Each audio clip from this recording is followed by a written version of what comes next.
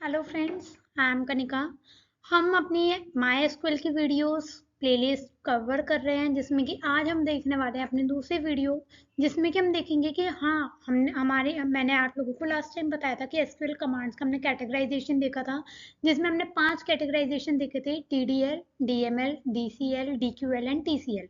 उसी में आज हम अपने 2 कैटेगराइजेशन कवर करेंगे इस वीडियो में, जिसमें हम देखेंगे डीडीएल कमांड्स क्या होती हैं और डीएमएल कमांड्स क्या होती हैं। ठीक। तो लास्ट वीडियो में तो हमने बेसिक देखा था माई एसक्यूएल क्या होता है, कौन से लैंग्वेज यूज करता है, या फिर कौन कौन से कैटेगराइजेशन होते हैं। उसी के हम अपनी आज ये 2 कमांड्स कंप्लीट करेंगे। इनका एग्जांपल भी देखेंगे कि हाँ, डीडीएल के अंदर ये ऑपरेशंस होते हैं, तो उसका एक ऑपरेशन का एग्जांपल देखेंगे विद स्ट्रक्चर्ड क्वेरी लैंग्वेज। ऐसे डीएमएल के अंदर कौन कौन से ऑपरेशन हम परफॉर्म कर सकते हैं और उसकी कौन कौन सी एसक्यूएल, किस तरीके की एसक्यूएल क्वेरी लिखी जाती है, वो देखेंगे। तो सबसे पहले आया हमारा डीडीएल। डीडीएल की फुल फॉर्म है डेटा डेफिनेशन लैंग्वेज। मींस हम क्या करते हैं, इस वाले एसक्यूएल कमांड के अंदर क्या होता है, हमें कुछ डिफाइन करना है, किसी चीज का स्ट्रक्चर डिफाइन करना है, स्ट्रक्चर को ऑल्टर करना है, या फिर डेटाबेस को डिलीट करना है। यहाँ पर हम बात करते हैं बेसिकली स्ट्रक्चर्स की। डेटाबेस का स्ट्रक्चर हो सकता है, टेबल का स्ट्रक्चर हो सकता है। इनको मॉडिफाई करना, इनको डिफाइन करना, इनको डिलीट करना, इस चीजों की बात करते हैं हम डीडीएल के अंदर। मैंने कहा कोई नया डेटाबेस बनाना है, या फिर डेटाबेस ऑलरेडी बना हुआ है उसको ऑल्टर करना है। किसी पर्टिकुलर डेटाबेस के अंदर एक टेबल बनी हुई है, मैंने कहा स्टूडेंट नाम की, उस स्टूडेंट नाम की टेबल को क्रिएट करना है। क्रिएट कर लिया, बन गई। अब मेरे को कोई नया कॉलम ऐड करना है उसके अंदर। तो मीन्स मैं काम कर रही हूँ उसके स्ट्रक्चर पे, उसके स्कीमा पे, या फिर उसके इंडेक्स पे। तो जब हम स्ट्रक्चर की बात करते हैं, ठीक है, जब हम किसी डेटाबेस या फिर उसके ऑब्जेक्ट्स के, डेटाबेस के अंदर जो डेटाबेस के ऑब्जेक्ट्स हैं, चाहे डेटाबेस है, टेबल है, या और कोई चीज है, उसके स्ट्रक्चर को जब हम क्रिएट या मॉडिफाई करना चाहते हैं, तो वो ऑपरेशंस परफॉर्म करते हैं हम अपने इस डीडीएल के अंदर, डेटा डेफिनेशन लैंग्वेज के अंदर। तो जैसे कि पहली कमांड होती है हमारी इसके अंदर क्रिएट। क्रिएट का काम क्या होता है, डेटाबेस या फिर उसके ऑब्जेक्ट्स को क्रिएट करना। मैंने कहा मेरे को स्टूडेंट नाम की टेबल बनानी है एक, तो मैं यूज करूंगी क्रिएट कमांड का। ठीक है, क्रिएट कमांड का यूज करके मैं एक टेबल डिफाइन करूंगी, उसके स्ट्रक्चर को डिफाइन करूंगी। ड्रॉप, मैंने कहा मैंने कोई टेबल बनाई हुई है ऑलरेडी, अब मेरे को उस टेबल को डिलीट करना है, अपने डेटाबेस के अंदर से हटा ही देना है। तो मैं यूज करूंगी उस पूरे के पूरे टेबल के स्ट्रक्चर को हटाने के लिए, डिलीट करने के लिए मैं यूज करूंगी ड्रॉप कमांड का। ठीक है।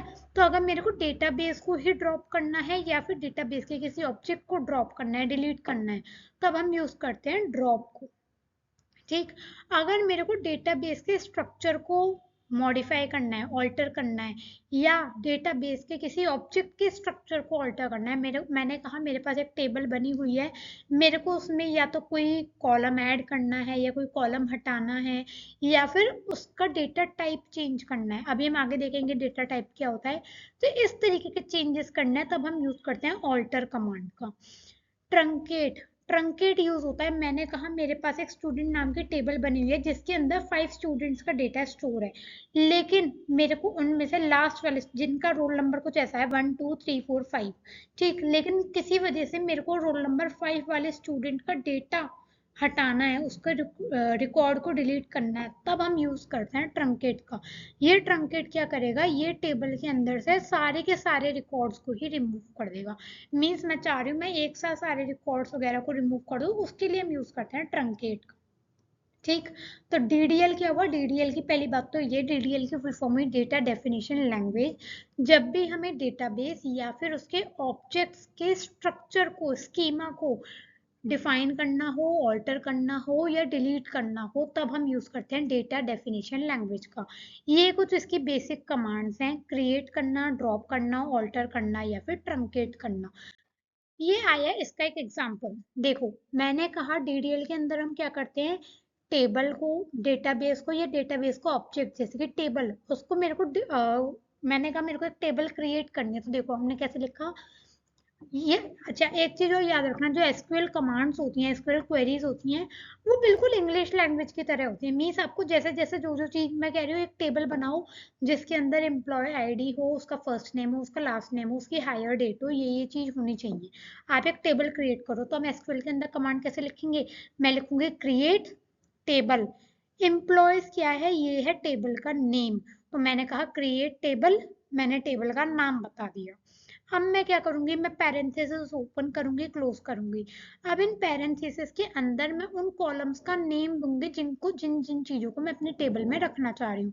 तो मैंने पहला कॉलम का नाम रखा एम्प्लॉय आईडी, कॉमा, दूसरा कॉलम का नाम रखा फर्स्ट नेम, कॉमा, फिर मैंने तीसरे कॉलम का नाम रखा लास्ट नेम, कॉमा, और फिर चौथे कॉलम का मैंने नाम रखा हायर डेट।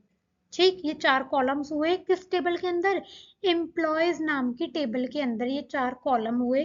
अब इसके बाद मैंने क्या करा, मैंने इसका डेटा टाइप बताया कि भाई जो एम्प्लॉय आईडी वाला कॉलम है उसके अंदर जो एंट्री होगी उसका डेटा टाइप क्या होगा, वो इंटीजर टाइप का होगा या फिर अल्फाबेटिक टाइप का होगा। भाई एम्प्लॉय आईडी है तो नॉर्मली इंटीजर टाइप की होती है, तो मैंने इसका डेटा टाइप दे दिया इंट।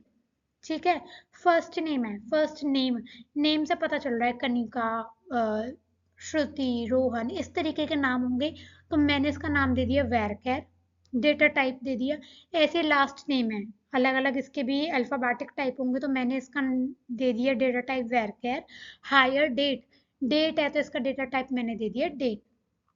ठीक, अब एम्प्लॉय आईडी, नॉर्मली जो स्टूडेंट्स का रोल नंबर हम असाइन करते हैं किसी क्लास में, क्या कभी किसी दो स्टूडेंट का सेम रोल नंबर होता है, नहीं, हमेशा हर किसी स्टूडेंट का रोल नंबर यूनिक होगा। ऐसी एम्प्लॉय आईडी कभी भी कोई ज्वाइन करता है किसी ऑर्गेनाइजेशन को तो हर किसी की एम्प्लॉय आईडी डिफरेंट होती है, यूनिक होती है। तो अगर हम किसी भी कॉलम को टेबल में उसकी एंट्रीज यूनिक रखना चाह रहे हैं तो हम उसके लिए यूज करते हैं प्राइमरी की। प्राइमरी की का मतलब होता है जैसे ही हम किसी टेबल के ऐसे स्ट्रक्चर में प्राइमरी की लिखा हुआ देखेंगे, इट मीन्स जो एम्प्लॉय आईडी है वो एक ऐसा कॉलम है जिसके अंदर सारी एंट्रीज हमें यूनिक मिलेंगी। ठीक है, जैसे कि अगर हमें अटेंडेंस लेनी है क्लास में, हमें नेम्स नहीं पता होते तो हम रोल नंबर से अटेंडेंस ले लेते हैं, रोल नंबर 1 2 3 लाइक दिस। क्यों, क्योंकि हमें पता है कि रोल नंबर सबका अलग अलग है, हमें नेम्स नहीं याद, लेकिन बच्चों को अपने रोल नंबर याद है, वो रोल नंबर के अकॉर्डिंग हमें अटेंडेंस दे देंगे, हम उन्हें रोल नंबर से आइडेंटिफाई कर सकते हैं। ऐसे ही एम्प्लॉय आईडी से हम किसी एम्प्लॉय को आइडेंटिफाई कर सकते हैं, इसलिए हमने उसका रखा प्राइमरी की। अब ये वेरकेर में 50 क्यों लिखा, ये 50 बता रहा है साइज, कि हाँ भाई मैक्सिमम कितने कैरेक्टर्स हो सकते हैं नेम में। भाई किसी का 50 कैरेक्टर्स का नेम हो सकता है, उससे ज्यादा तो नहीं होगा, तो हम मैक्सिमम लिमिट दे देते हैं। तो मैंने कहा हो सकता है किसी का वर्स्ट केस भाई बहुत ही बड़ा नाम है, हो सकता है, तो इसलिए मैंने वर्स्ट केस में इनका साइज दे दिया 50, कि हाँ भाई फर्स्ट नेम में कितने करेक्टर्स का कितने साइज का नाम होगा, 50 करेक्टर्स तक का जा सकता है, उससे ज्यादा नहीं। ऐसे लास्ट नेम में मैंने दे दिया। और याद रखना जब पैरेंथेसिस को हम फाइनली क्लोज करते हैं, एसक्यूएल क्वेरीज के अंदर सेमी कॉलन लगाना ये मस्ट होता है। ठीक है, तो जब भी हम एसक्यूएल क्वेरी लिखेंगे कोई सी भी, डीडीएल, डीएमएल, डीसीएल, टीसीएल, डीक्यूएल, कोई सी भी, semi colon is must in SQL command. तो देखो कितनी सिंपल सी है, हमने कहा क्रिएट टेबल, टेबल का नेम, और पैरेंथेसिस के अंदर हर पहले हमने वो लिखे कि कौन कौन से कॉलम्स हम चाह रहे हैं, फिर उनके आगे उनके डेटा टाइप लिखे, यहाँ पे हमने ब्रैकेट में साइज दे दिया, डेट से वो ऑलरेडी समझ जाएगा कि D D M M Y Y Y Y या एक फिक्स फॉर्मेट होगा उसी में जाएगा। हमें इसे प्राइमरी की बनाना था कि हाँ भाई सारी एंट्रीज इसमें यूनिक होंगी, तो मैंने प्राइमरी की लगा दिया। तो इस सिंपल इस क्वेरी को रन करने से क्या होगा कि आपके डेटाबेस के अंदर एक एम्प्लॉय नाम की टेबल क्रिएट हो जाएगी, बट अभी तक वो एम्प्टी है क्योंकि हमने इसमें कोई एंट्रीज नहीं की हैं। तो इस तरीके से हमने क्या करा, एक टेबल का स्ट्रक्चर बना लिया। ठीक, तो ये होती है हमारी DDL कमांड। ये एक बेसिक एग्जांपल मैंने यहाँ पे दिया है, अभी और डिटेल में हम इन्हें आगे देखेंगे कि हाँ इससे कैसे टेबल क्रिएट होगी, फिर इसके अंदर हम एंट्रीज कैसे करेंगे। ठीक है, तो DDL का काम यही होता है किसी भी डेटाबेस या फिर उसके ऑब्जेक्ट के स्ट्रक्चर को या स्कीमा को तैयार करना। तो इस पर्टिकुलर क्वेरी से क्या हुआ, एक टेबल क्रिएट हो जाएगी एम्प्लॉय नाम की, जिसके अंदर ये पर्टिकुलर हमारे 4 कॉलम्स होंगे। ठीक, तो ये था हमारा एक overview of DDL language, DDL SQL commands. ठीक, अब हम देखेंगे DML। DML की फुल फॉर्म होती है डेटा मैनिपुलेशन लैंग्वेज। मीन्स जब हमें डेटा को मैनिपुलेट करने के लिए कुछ काम करना है, मीन्स डेटा मैनिपुलेट करना मतलब अगेन हमारे डेटाबेस में कोई टेबल स्टोर है, ये कमांड्स काम आती हैं जब डेटाबेस के टेबल्स को हमें मैनिपुलेट करना हो सकता है हम कोई नया रिकॉर्ड इंसर्ट करना चाह रहे हो टेबल के अंदर, हो सकता है कोई ऑलरेडी रिकॉर्ड पड़ा है लेकिन हम उसे अपडेट करना चाह रहे हो, या ये भी हो सकता है कोई रिकॉर्ड पड़ा है लेकिन हम उसे डिलीट करना चाह रहे हो, या फिर हम डेटा को रिट्राइव करना चाह रहे हो, मीन्स किसी पर्टिकुलर टेबल में से किसी पर्टिकुलर डेटा को एक्सट्रैक्ट करना चाह रहे हो। तो इस तरीके के ऑपरेशंस जब हमें परफॉर्म करने होते हैं तो वो हम परफॉर्म करते हैं डीएमएल के अंदर। तो इसके अंदर बेसिकली 3 तरीके की मेन कमांड्स आती हैं। इंसर्ट मीन्स हम कोई डेटा इंसर्ट करना चाह रहे हैं टेबल के अंदर, अपडेट कोई ऑलरेडी डेटा पड़ा है टेबल के अंदर लेकिन हम उसे अपडेट करना चाह रहे हैं, या फिर डिलीट कि हम पर्टिकुलर रिकॉर्ड को डिलीट करना चाह रहे हैं किसी स्टूडेंट के रिकॉर्ड को। ठीक, इसका एग्जाम्पल अब मैंने वही एग्जाम्पल लिया, अभी हमने डीडीएल में क्या करा था, एम्प्लॉयज नाम की एक टेबल बनाई थी।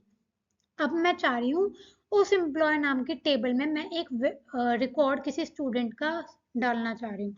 तो एक तरीका क्या होता है रिकॉर्ड में डालने को, देखो मैंने लिखा इंसर्ट इनटू, इंसर्ट करो किसमें, एम्प्लॉयज नाम की टेबल में।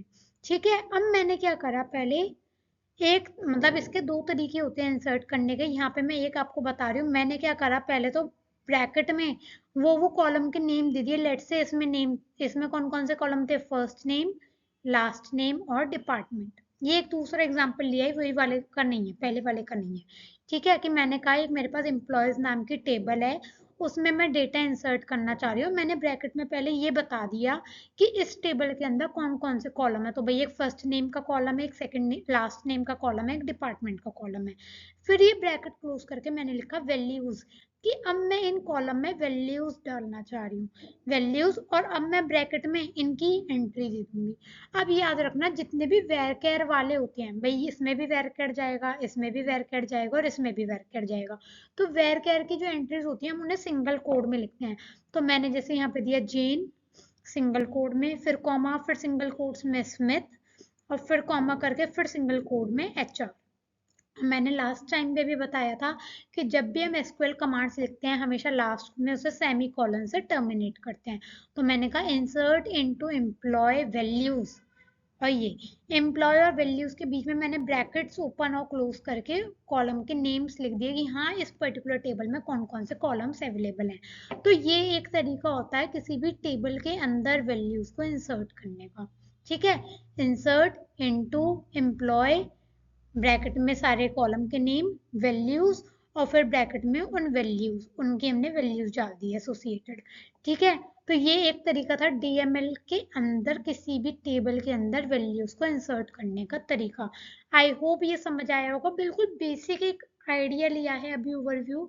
अभी इनको और भी डिटेल में हम आगे देखने वाले हैं आगे आने वाली वीडियोस में, जैसे जैसे हम अपने इस एसक्यूएल वाली प्लेलिस्ट को, माई एसक्यूएल वाली प्लेलिस्ट को कंप्लीट करते रहेंगे।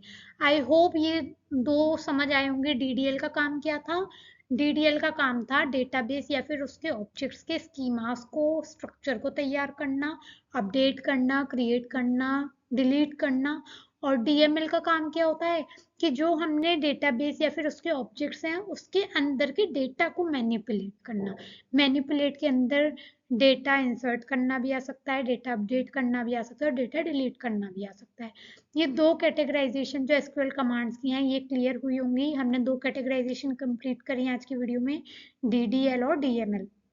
आगे आने वाली वीडियोस में एक एक करके और भी कंप्लीट करेंगे। आई होप इसमें कोई डाउट नहीं होगा। अगर डाउट है, किसी चीज में प्रॉब्लम है, कोई सजेशन है तो आप मेरे को बता सकते हो कमेंट सेक्शन में। Thank you.